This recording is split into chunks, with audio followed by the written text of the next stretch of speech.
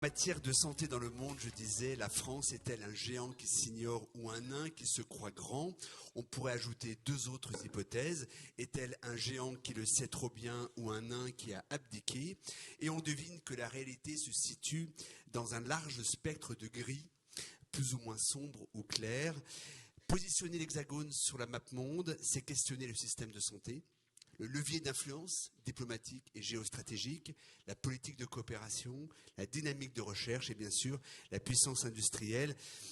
Merci Brigitte Autran et Stéphanie Ciombiano de venir justement nous éclairer sur ces sujets. Brigitte, vous êtes professeure émérite en immunologie à la faculté de médecine Sorbonne Université. Vous présidez le COVARS, le comité de veille et d'anticipation des risques sanitaires qui a succédé au conseil scientifique Covid-19 que pilotait Jean-François Delfrécy. Stéphanie, vous êtes politiste, maîtresse de conférences associée à Paris 1 Panthéon-Sorbonne et spécialiste de santé mondiale. La médecine française demeure unanimement reconnue dans le monde, mais la France est-elle toujours une puissance mondiale en matière de santé ? Alors, si vous me posez la question, je vais vous répondre oui. La France a une capacité, une qualité de sa médecine qui est unanimement reconnue. Même si aujourd'hui, dans notre pays, on rencontre évidemment des difficultés et on peut considérer que les médecins, les professionnels de santé travaillent dans des conditions indignes et s'il n'y a pas une parfaite égalité aux soins, ce qui est vrai, néanmoins, notre capacité à accéder à la santé et notre capacité à délivrer une santé qui est au top de ce qui existe dans le monde nous est enviée partout dans le monde.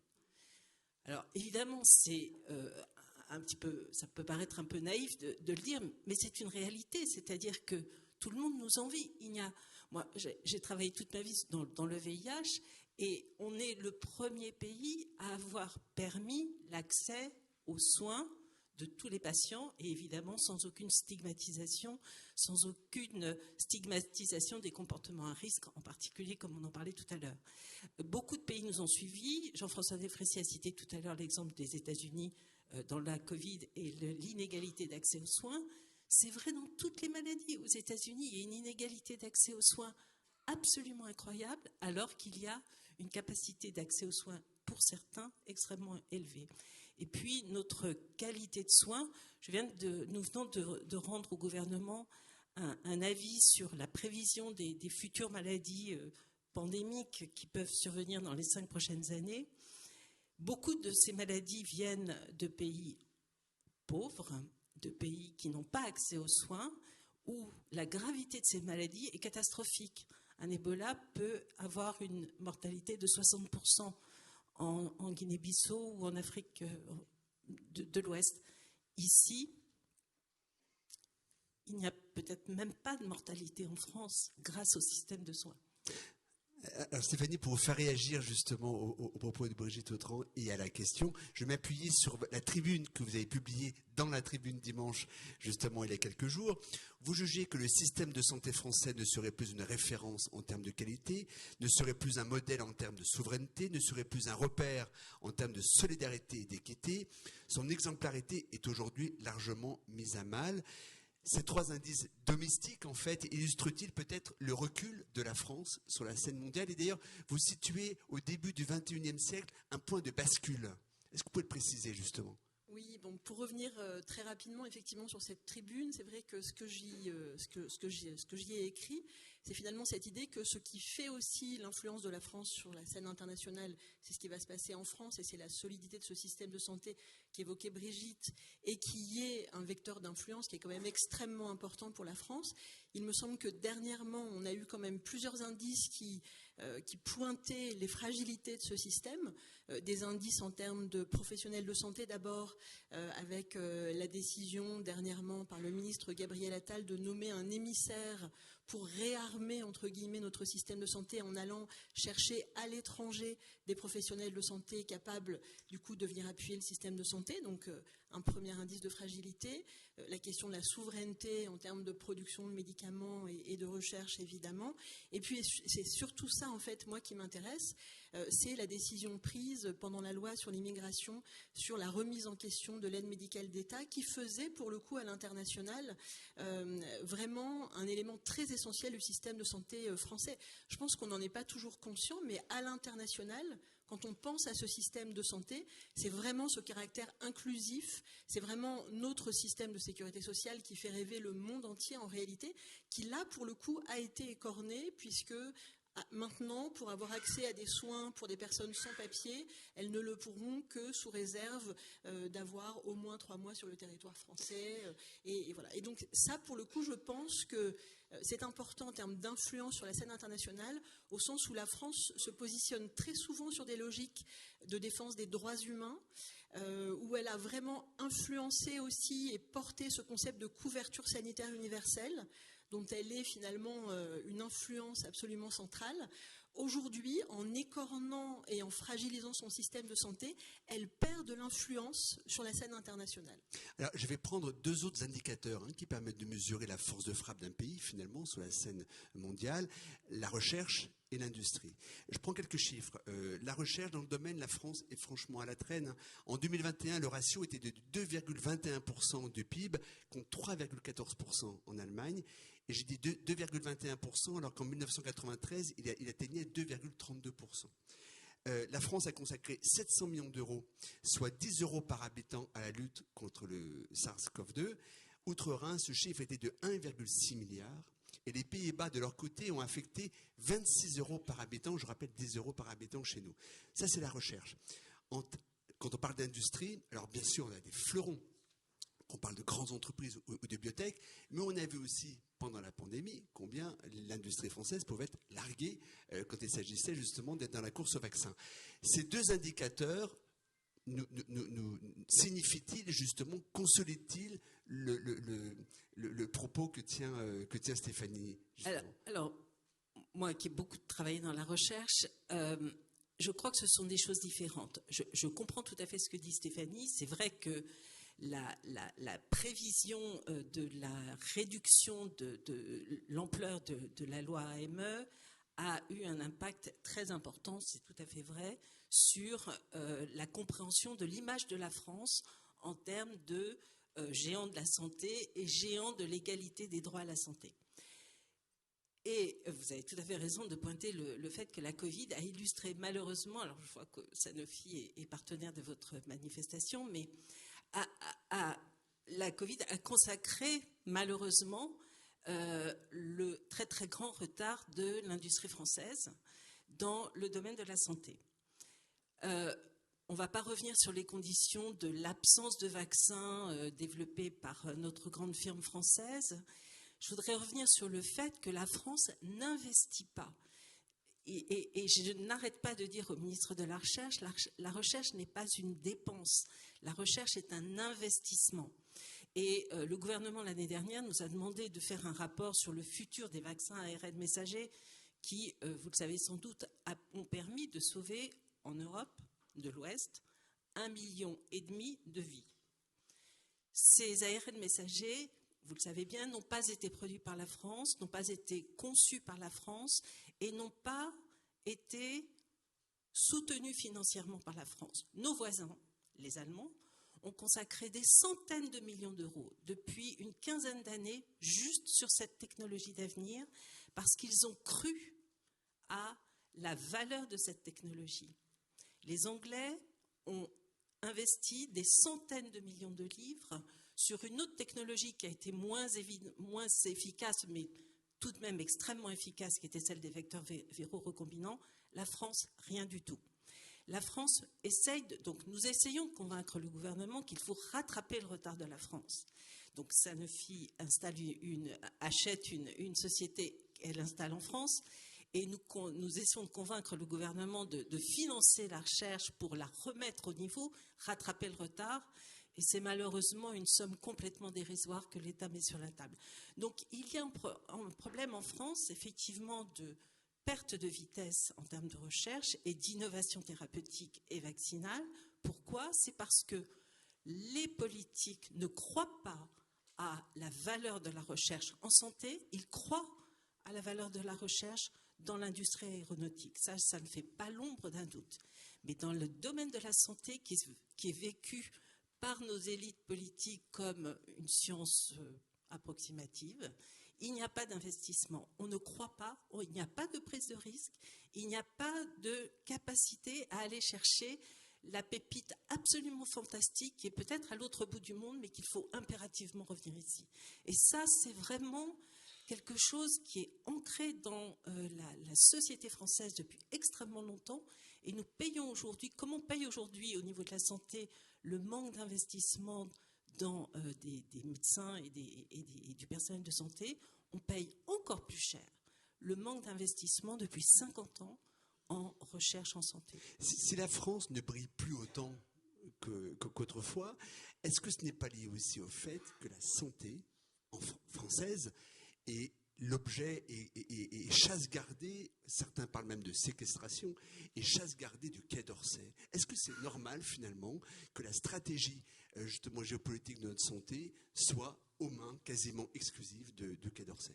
Alors c'est vrai qu'à l'heure actuelle, généralement, les questions de santé mondiale, de questions de santé internationale sont vraiment réduites à l'aide en santé. Et on a tendance toujours en France à considérer que la façon dont la France s'investit à l'international, ça va être dans une démarche d'aide, dans une démarche de solidarité, etc. Alors même qu'aujourd'hui, on a vraiment une nouvelle logique, en fait, un nouveau paradigme sur les questions de santé, qui est cette approche qu'on appelle la santé mondiale, qui insiste sur le fait, en fait, que justement les maladies se déplacent bien au-delà des frontières des pays qui les ont vues naître, et qu'on a une obligation, finalement, de travailler de manière collective et coordonnée à l'échelle de la planète tout entière.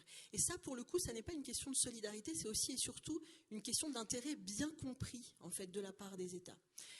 Étonnamment, en France, par exemple, c'est toujours le ministère des Affaires étrangères qui représente la France dans les grands conseils d'administration de certaines organisations internationales, alors même que dans d'autres pays, c'est effectivement beaucoup plus souvent le ministère de la Santé qui représente la France, partant du principe justement que la santé des ressortissants français, elle dépend aussi très clairement, en fait, de la santé des ressortissants de bien d'autres pays du monde. Et que finalement, un intérêt bien compris de la bonne santé des administrés français, ce serait un ministère de la Santé qui serait beaucoup plus actif à l'international qu'il ne l'est à l'heure actuelle. Brigitte, ce que dit Stéphanie, c'est une autre manière d'illustrer aussi le propos tout à l'heure de Jean-François Delfraissy sur les carences du ministère de la Santé et sur le déficit de reconnaissance aussi au sein de l'exécutif. Alors, je suis tout à fait en accord avec cela. Malheureusement, il se trouve donc que effectivement, c'est le ministère des Affaires étrangères qui guide la politique internationale de la France. Et je vais complètement dans le sens de Stéphanie. C'est-à-dire qu'aujourd'hui, on sait vous êtes tous au courant de cette crise de grippe aviaire qui pourrait arriver à nouveau, que tout le monde place, et nous l'avons placé en numéro 1 des risques. Évidemment, c'est une préparation internationale. Ça ne peut pas se concevoir autrement. Il n'y a pas de possibilité de préparation nationale pure. Bien sûr, il faut préparer le pays, mais il faut le préparer dans un contexte international. Et donc, ma plaidoirie auprès du gouvernement, c'est effectivement d'aider le ministère de la Santé à agir directement sur la scène internationale, d'aider le ministère de la Recherche à agir directement sur la scène internationale, sans écarter le ministère des Affaires étrangères, parce que, évidemment, il faut qu'il soit là. Mais j'ai rendez-vous la semaine prochaine à Matignon, où j'ai demandé qu'il y ait le ministère des Affaires étrangères en plus des autres ministères.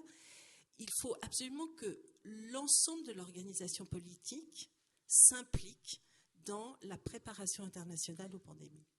Ça me permet d'évoquer maintenant un terrain qui est majeur, parce qu'il est d'actualité, mais pas seulement, c'est l'Europe. Avant la pandémie, l'Europe de la santé n'existait quasiment pas, puisque la compétence relève encore des souverainetés nationales. Avec la pandémie, on a découvert ce que signifiait la coopération, et elle s'est révélée bien sûr déterminante dans la lutte contre le virus. Est-ce qu'il est l'heure de vraiment switcher, de faire la bascule vers une intégration de la santé dans la compétence européenne? Est-ce qu'on est prêt à ça? Alors, on est un peu prêt, mais pas assez prêt. Il y a eu pendant la Covid une interaction extrêmement forte des gouvernements pour acheter les vaccins, des scientifiques pour définir une politique commune qu'on conseillait aux gouvernements qui ont porté une politique commune. Donc ça a marché. Il y a eu également des essais cliniques européens qui ont été développés pour tester des médicaments le plus rapidement possible. Ça n'a pas très bien marché. Ça n'a pas très bien marché parce qu'il y a encore une hétérogénéité extrêmement importante dans les systèmes les systèmes de santé européens, des accès au comité d'éthique, etc. Donc, il y a une construction à faire. Je ne suis pas certaine que les pays soient prêts à cela encore. Jusqu'à maintenant, la santé était une question de souveraineté nationale à l'intérieur de l'Europe, même s'il y a des réglementations européennes. Donc, moi, je suis une européenne fervente. Évidemment, il faut aller vers ça, mais je pense que le chemin va être long. Stéphanie. Peut-être juste pour compléter effectivement ce que disait tout de suite Brigitte, je pense qu'il y a eu quelque chose qui a quand même beaucoup évolué ces derniers temps, c'est la volonté de l'Europe de parler d'une voix unique sur la scène internationale. Et pour le coup, je pense que le moment de la Covid a quand même été effectivement un moment qui a fait un peu basculer les choses. La santé reste une prérogative des États membres. Aujourd'hui, c'est évidemment très important. Mais ce qui est nouveau malgré tout, c'est que l'Europe s'est dotée d'une stratégie européenne en matière de santé mondiale, avec cette idée que sur la scène internationale, elle ne se positionnerait plus comme un 28e État d'une certaine façon, mais comme l'émanation d'une voix coordonnée, construite au sein des pays européens. Évidemment, c'est très compliqué de discuter à 27 et d'avoir des avis consolidés sur la scène internationale, mais c'est aujourd'hui très fort. Et par exemple, on est en train en ce moment de discuter du traité international sur les grandes pandémies, en fait, qui devrait être voté à l'Assemblée mondiale de la santé, au mois de mai prochain. Eh bien, c'est très intéressant de voir que dans le dispositif de négociation, la France ne parle pas en son nom, mais c'est clairement l'Europe qui parle au nom de l'ensemble des pays européens. Et ça, c'est quand même, sur la scène internationale, une évolution qui est quand même extrêmement importante. On a aussi une volonté européenne de parler d'une seule voix sur la scène internationale. Alors, je ne veux pas casser l'optimisme, mais je me projette le 9 juin au soir. On imagine, et c'est très probable, qu'une vague eurosceptique, populiste, d'extrême droite déferle sur l'Europe. La probabilité qu'elle obtienne la majorité au Parlement est extrêmement faible. En revanche, la probabilité qu'elle obtienne une minorité qui pèsera, elle est significative. Est-ce que ce sera de nature, selon vous, à casser cette dynamique de coopération aujourd'hui européenne? Et je me mets dans la perspective de cette fameuse pandémie. J'espère bien sûr qu'elle n'interviendra pas, mais à un moment, voilà, est-ce qu'il faut craindre, redouter particulièrement dans le monde de la santé, le scrutin du 9 juin? Alors oui, il faut craindre très fortement cette vague. Voilà, la vague de liberté, de promotion de l'innovation et de la recherche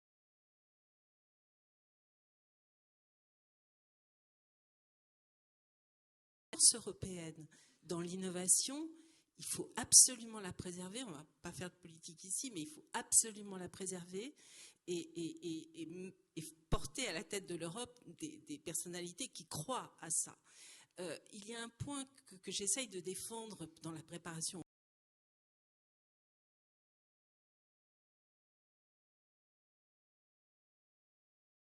Un pouvoir extrêmement puissant en Allemagne, par exemple, maintenant, pour faire des vaccins ARN messagers. Il y a un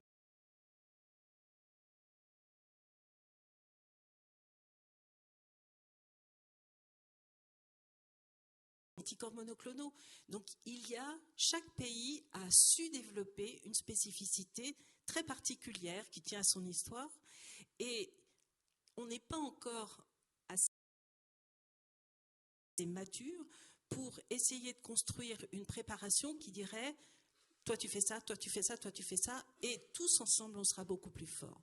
Et ça, je crois que c'est quelque chose vers lequel il faut tendre. Et effectivement, il faut que les politiques qui sont à la tête de l'Europe croient à cela. Il faut aussi que les industriels croient à cela. peut-être effectivement, je pense qu'on est à ce moment charnière et la situation est véritablement tendue et importante. Ensuite, moi, ce qui me marque malgré tout, c'est le fait que malgré l'état de sidération dans lequel la crise Covid nous a laissés, finalement, la santé n'est pas en haut de la discussion politique au niveau européen.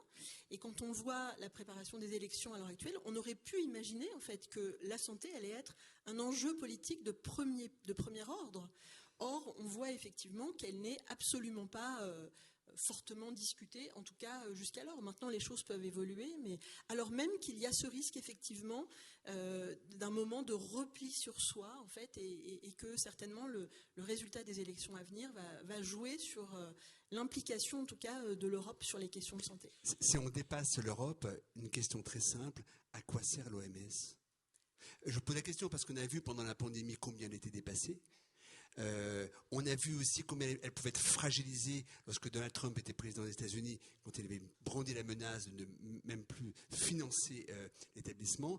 Il suit finalement une dynamique assez générale, qui est que la gouvernance multilatérale s'érode dans le monde, quels que soient justement les domaines d'activité, les secteurs. À quoi sert l'OMS ? Alors l'OMS reste la référence internationale.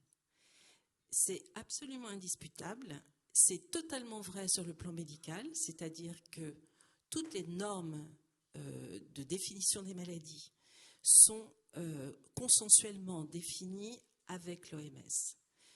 Tout le monde suit les normes de l'OMS, que l'on soit dans des pays très riches comme la France ou dans des pays malheureusement moins riches. Il y a une vraie capacité consensuelle au niveau de, je dirais, de la technique, des aspects techniques médicaux. Je donnerai un autre exemple, les vaccins. Les vaccins contre la Covid ont été développés très rapidement avec l'aide de l'OMS, malgré tout, même s'il y avait ces investissements fantastiques ailleurs. Et c'est l'OMS qui a édicté les critères de validation consensuels internationaux, non disputés par l'ensemble des pays. C'est aussi l'OMS qui définit quel vaccin antigrippal on va faire pour l'année prochaine. Quel vaccin Covid on va bientôt discuter pour la rentrée prochaine.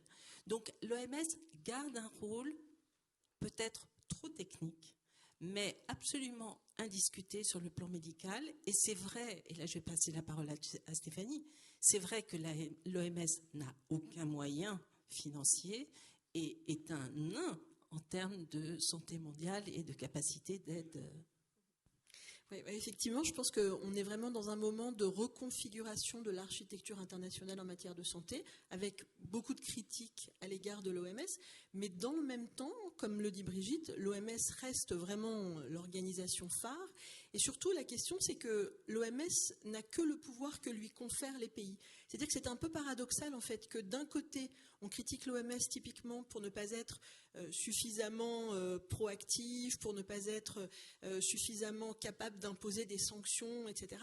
Mais en même temps, l'OMS ne peut pas avoir plus de moyens que celui que les États lui donnent. Et en l'occurrence, ils lui donnent peu de moyens au nom de leur souveraineté nationale en matière de santé, et aussi d'un point de vue financier. Il y a aujourd'hui une crise financière évidente à l'OMS, et typiquement, la France, par exemple, ne fait que remplir ses obligations et ne finance pas au-delà, on va dire, de ce pourcentage du PIB, enfin en gros de sa cotisation annuelle obligatoire à l'OMS, elle ne dépasse pas réellement, on va dire, ce financement. Voilà. Et peut-être juste un mot sur les élections américaines. Effectivement, je voulais qu'on conclue là-dessus, et ce qui me permet aussi d'ailleurs de faire la boucle avec l'introduction de Tatiana quand elle exprime sa sensibilité essentielle justement à la place des femmes dans la santé. Quand je regarde les scrutins locaux depuis un an et demi aux États-Unis, dans certains États pourtant très républicains, dans des fiefs républicains, on a vu un certain nombre de victoires démocrates. Ces victoires démocrates tiennent notamment au fait que des femmes républicaines s'opposent aux mesures prises dans certains États, aux mesures absolument drastiques contre le droit à l'IVG. Est-ce que ça signifie que finalement les femmes pourraient être les arbitres de cette élection? Peut-on espérer que les femmes républicaines, justement, fassent tomber Donald Trump si jamais c'est lui qui se présente à ce moment-là? Il faut mettre des cierges à l'église pour ça. Je suis une femme, je rêve que le résultat soit celui que j'espère nous souhaitons tous, et qu'en plus ce soit grâce aux femmes. Malheureusement, ce que l'on voit, c'est que les femmes ne sont pas entrées dans l'arène politique réellement au plus haut niveau aux États-Unis. Donc je pense qu'effectivement, c'est elles qui peuvent porter la conscience qu'il est nécessaire d'aller vers une équité au minimum. Voilà, je rappellerai simplement que les électeurs de Donald Trump sont beaucoup plus morts de Covid que les électeurs de Joe Biden. Je rappelle d'ailleurs qu'aux États-Unis, l'espérance de vie a décliné de 2 ans et 6 mois, alors qu'en France, elle n'a décliné que de 3 mois. Stéphanie, pour conclure. Oui, peut-être juste sur l'impact potentiel de l'élection de Donald Trump aux États-Unis sur la scène internationale. Juste rappeler qu'il y a quelques années, Donald Trump avait décidé d'une loi qu'il appelait la règle du bâillon mondial, qui était de suspendre des financements à toutes les organisations ONG, etc., qui, d'une façon ou d'une autre, n'excluent pas l'avortement de leur programme de santé. Et ça, ça illustre très bien les positions de Donald Trump sur la scène internationale.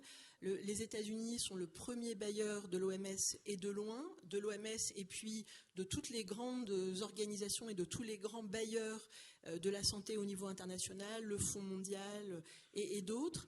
Si l'OMS devait décider de se retirer, comme Donald Trump d'ailleurs avait menacé de le faire pendant la crise Covid, de ces organisations internationales, ce serait extrêmement grave. Ça serait vraiment extrêmement compliqué. Pour l'instant, l'administration américaine a tenu le coup, mais c'est vrai qu'en ce moment, le monde de la santé mondiale tremble à l'idée que Donald Trump puisse effectivement devenir président des États-Unis.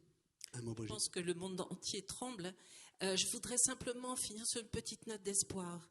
Même sous le mandat de Trump, l'Amérique a su financer, développer, évaluer les vaccins anti-Covid d'une façon absolument exemplaire, en mettant en place des processus standardisés, des processus accélérés, des processus de comparaison systématique des vaccins. Et les contribuables américains ont financé cela, et les contribuables américains ont participé aux essais cliniques. Donc si nous avons eu des vaccins en Europe, c'est grâce aux États-Unis, et ça s'est passé sous Trump. Donc on peut quand même croire en l'Amérique, je pense. Merci beaucoup, Brigitte et Stéphanie, pour cet éclairage. Merci à vous.